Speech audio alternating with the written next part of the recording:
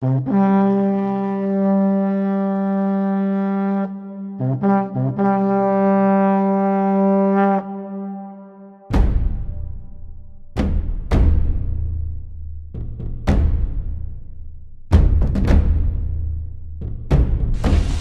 노동원 기자. 예. 신문들이 그 삼성을 감싸는 데는 그럴 만한 이유가 있다고 치더라도요. 네. 청와대가 애초부터 이 삼성 특검에 반대하는 건 무슨 이유 때문이죠? 예, 지금 그 보수 세력이나 보수 언론들은 그 노무현 정권을 좌파 정권이라고 비난하고 있는데요. 아마도 본질이 아닌 허상을 보고 그러는 것 같습니다. 실제로는 노무현 정권이 삼성 정권이라는 말이 나오고 있습니다. 왜 그런지 한번 보시죠. 네. 권력이 시장으로 넘어갔다고 취임 초기에 이야기하는 걸할지, 그다음에 국민소득 2만 불 시대, 심지어는 참여정부란 말마저도 구조본 팀장위에서 만든 말인데 그걸 갖다가 갖다 쓴다 할지. 참여정부란 말을 네. 구조본 팀장에서 만든 말입니다. 국민의 정부, 문민정부, 국민의 정부 다음에 참여민주주의를 좋아하니까 참여정부라고 하면 되겠네. 그런데 진짜로 참여정부 쓰더라고요. 그런 거를 직접 노무현 대통령 쪽에 전달해줬겠네요. 경제연구소에서 국민소득 2만 불 시대 이야기 나오고 회장도 그런 이야기 꺼내더니 좀 있을 때 정부에서 쓰더라고요. 도대체 무슨 말일까? 참여정부에서 벌어진 일을 다시 되짚어봤습니다. 우리나라 말은 만불됐다가 떨어졌다가 또 만불됩니다. 개인소득 만불이라서 불경기였어. 일 많이 하고 이익 많이 내면 연봉은 당연히 올라가야 되고 당연히 피해서 올라가야 되고 워낙 많이 올라가야 되는 건데 그걸 마음대로 못하는 게 내 불만인 거죠. 그것이 지금 만불이기 때문에 열었어요. 그게 2만 불이면 돼요. 2만 5천 불이면 상당한 가지고 2만 불 될 때까지는 조금 자제하고 조용히 하고 2003년 6월 5일에 나온 이건희 회장의 국민소득 2만 달러로 25일 뒤인 6월 30일 노무현 대통령은 곧바로 2만 달러 시대 국가 개전원을 들고 나오면서 화답합니다.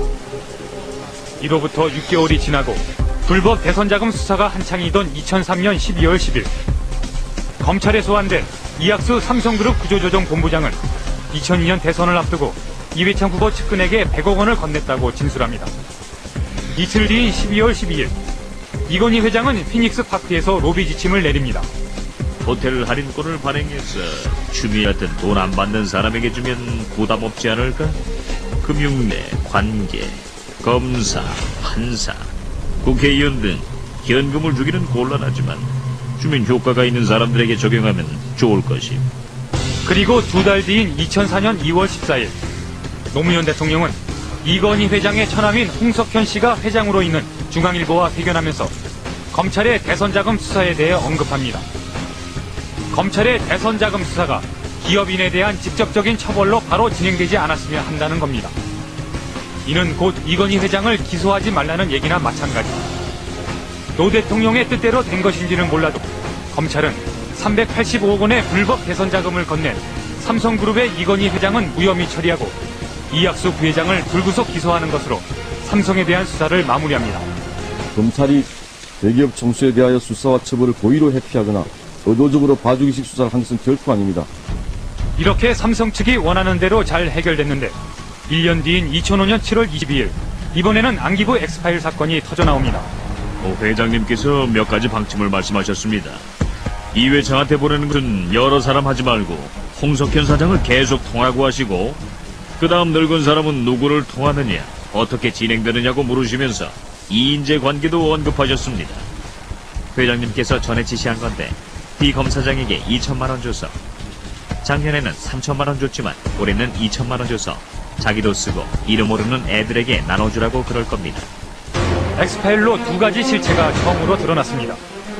삼성이 이건희 회장의 지시로 정치권과 검찰 로비를 한다는 점, 삼성과 정치권, 검찰 언론의 유착관계가 심각하다는 점, 그래서 시민단체들은 삼성의 불법 로비에 의한 정경원 유착이 엑스파일 사건의 본질이라며 수사하라고 촉구했는데 이런 상황에서 또 노무현 대통령이 나섭니다.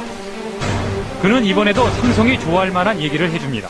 정경 은유착이라는 것과 도청 문제 어느 것이 본질이냐 이런 문제 제기가 꼭 중요한지는 모르겠습니다만 저는 제게 물으면 도청 문제가 훨씬 더 중요한 문제이고 본질입니다.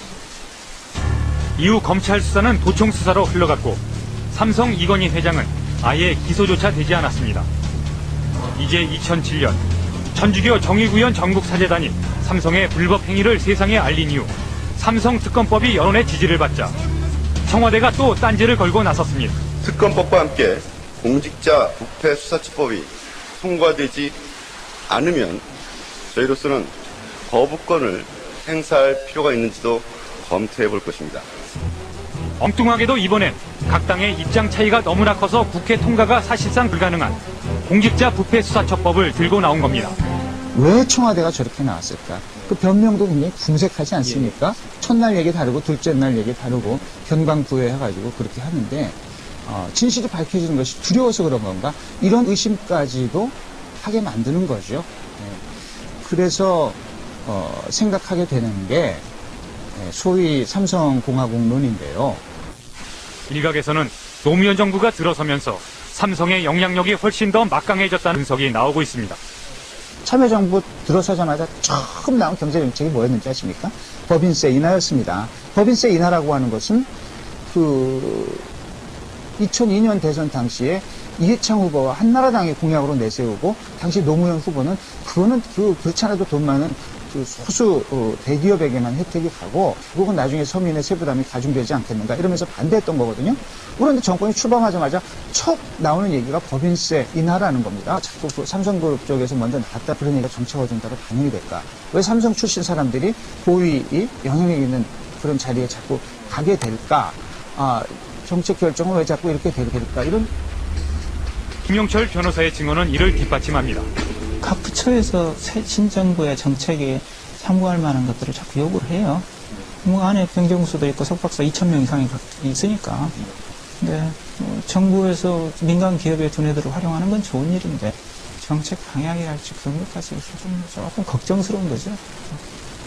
그렇다면 노무현 정부에서 삼성의 비판적인 인물들은 어떻게 됐을까?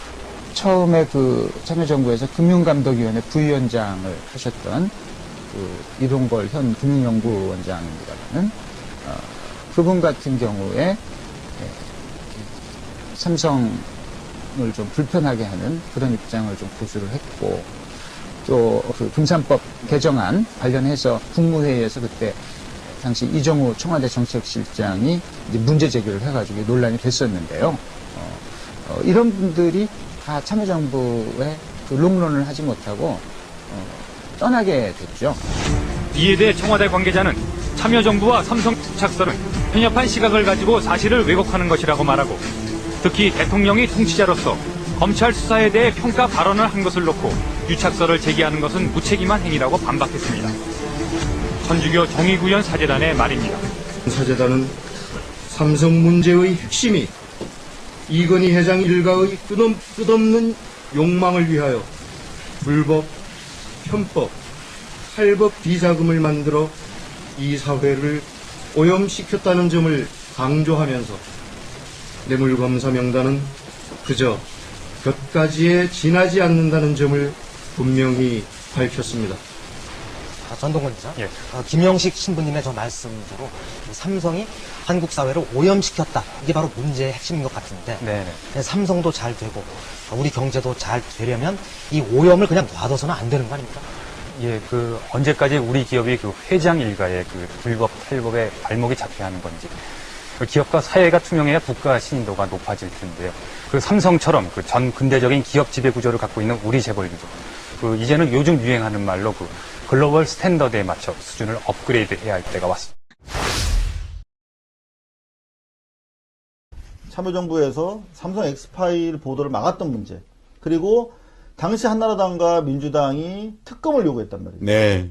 당시에 민정수석께서 막으셨어요. 근데 사실 저로서는 이 얘기를 하기가 대단히 고통스러운데 그때 저는 특검을 간절히 바랬습니다. 저는 목숨을 걸고 보도를 했고 삼성 엑스파일 보도까지만 제 인생의 플랜이 있었어요.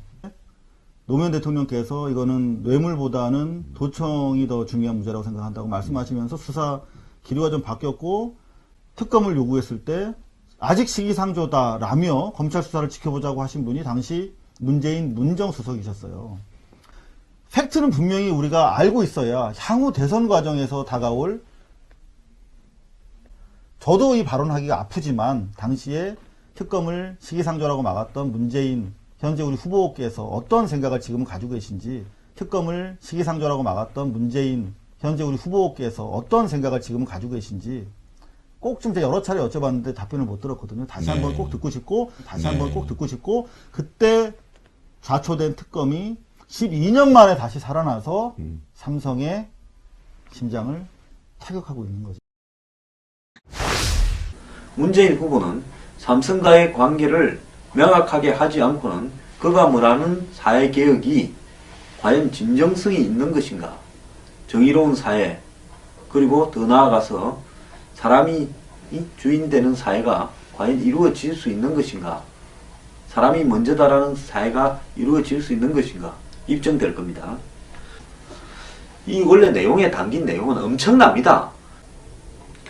최종적으로 보도된 내용은, 이 보도된 내용은 도청한 것의 극히 일부만 보도되었습니다.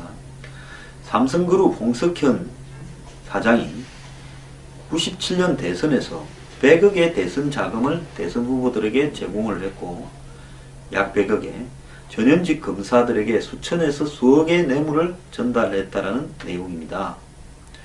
자, 그래서 당시 유엔 사무총장을 하려고 미국에 가 있던 홍석현 주미대사는 자진 사퇴론이 떠올랐고, 공원용이라는 원래 도청을 했던 미림 팀장은 SBS하고 인터뷰에서 내가 입을 열면 안 다칠 언론사가 없다, 전부 다 죽게 돼 있다고 협박을 했습니다. 자, MBC는 또 깜짝 놀랄 보도를 했는데요. 삼성그룹이 97년에 기아자동차를 인수하여 기아자동차가 은행에서 대출받은 수천억 자금을 일시거에 상환하도록 정치권에 로비하여 부도 나게 만들었고, 그것이 IMF를 불러왔다는 내용도 있었습니다. 노무현 대통령은 도청은 부끄러운 일이며 철저히 조사를 하라 했지, 삼성의 이런 정치권이나 검찰에 돈을 뿌린 문제, 정치인들에게 돈을 뿌린 문제에 대해서는 말을 하지 않았고, 그래서 한나라당이 7월 26일, 2005년 7월 26일, 그리고 민주당이 엑스파일에 대해 특검을 요청하는데요. 결국 엑스파일 특검안이 국회를 당시 열린우리당 등의 반대로 통과하지 못했고, 그 다음에 검찰은 엑스파일 사건을 서울중앙지검 공안 2부에 배당했고, 홍석현 주미대사는 엑스파일 사건 책임을 지고 사퇴를 했습니다.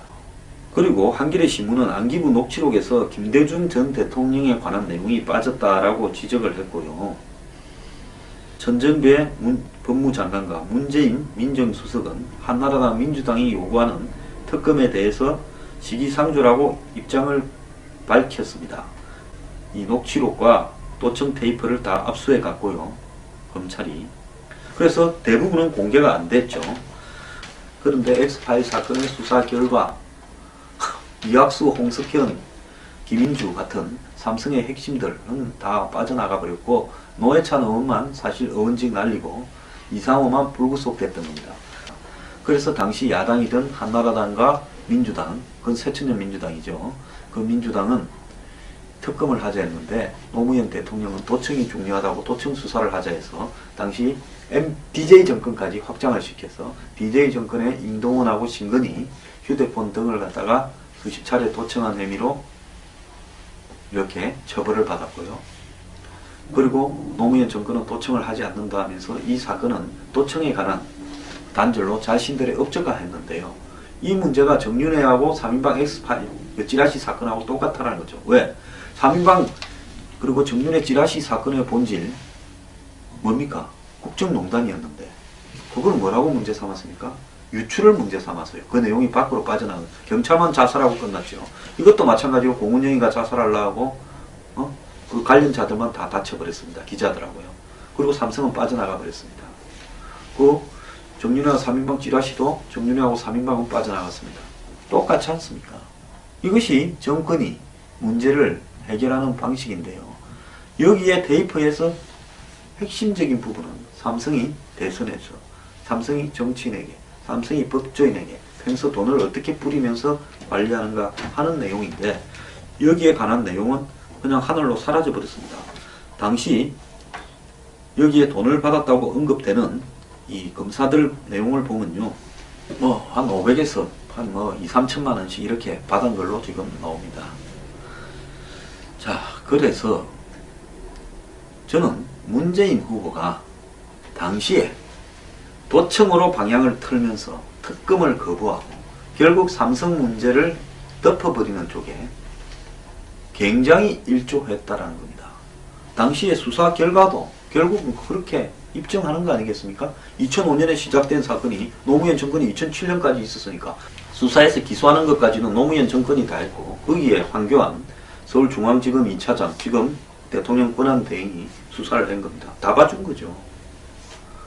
그래서 이 사건이 지금 이상호하고 문재인 그 진영 간의 싸움으로 다시 비화가 되는데, 이렇게 되는 원인 중에는 최근에 이재용 사건에 대해서 이 문재인이 제대로 답을 하지 않았다는 겁니다. 이재용 영장 기각에. 그건 김종인 의원도 지적을 하지 않았습니까? 그러다 보니까 발생한 사건이다. 저는 그렇게 봅니다. 자, 여러분, 문재인 후보가 삼성 문제에서 자유롭다고 보십니까? 이 문제를 답하지 않고 대통령에 가서 되겠습니까? 저는 누구를 지원하기 위해서 이걸 하는 거 아닙니다. 제가 반기문도 지적하고 황교안도 지적하지 않습니까? 자, 문재인 후보는 이 삼성 문제를 답하지 않고 대통령이 된다면요, 우리는 또 다른 이명박 박근혜 정부하에서 사는 것과 똑같습니다. 문재인 후보는 현재 본인의 사고가 노무현 정권의 삼성 간의 관계에서 한치도 벗어나지 못했다고 저는 보고 있습니다. 입장을 밝히기 바랍니다.